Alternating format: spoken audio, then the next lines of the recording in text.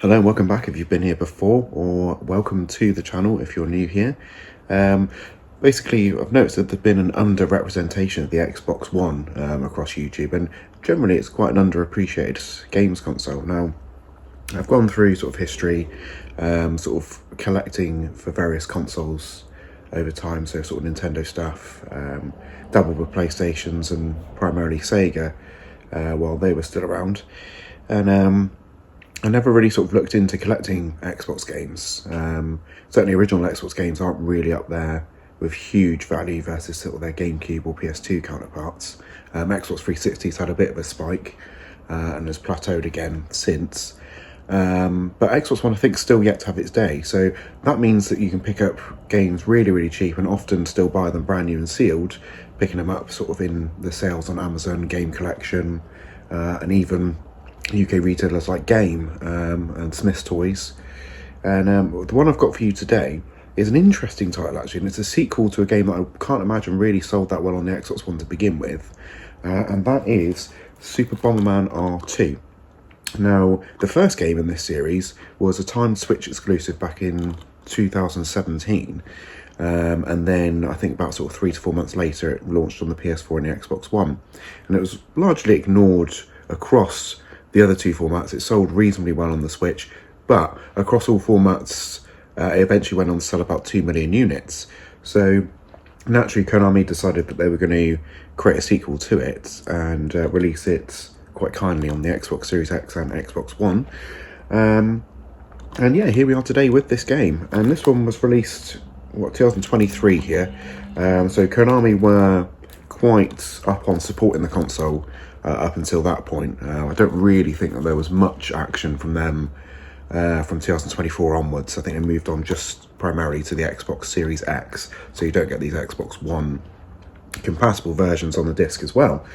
But yeah, it's quite a curio really, because I don't imagine that this is like the sort of target audience for Xbox gamers whatsoever. And sort of knowing what we know with the Xbox now, where Game Pass is sort of king on the Xbox. The subscription-based model is where games are usually delivered, how you get your content for the console.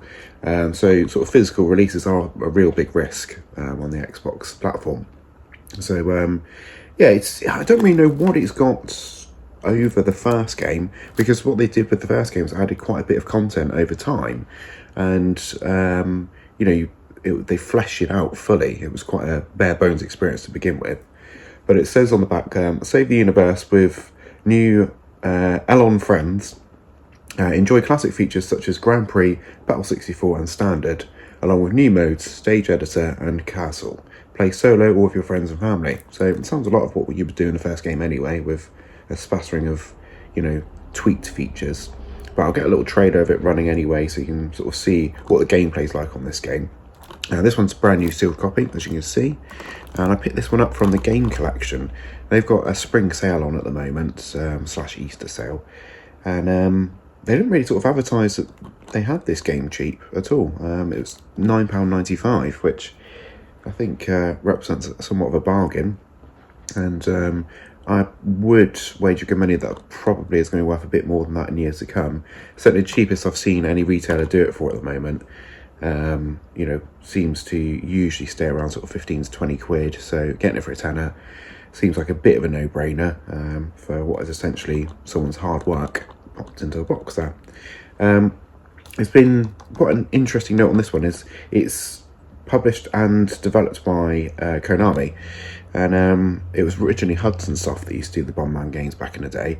So Hudson Soft went out of business in 2012, and Konami got sort of the licensing for Bomberman, and I think they did get some of the team that worked on the old Hudson ones to come in and sort of do this continuation of the franchise.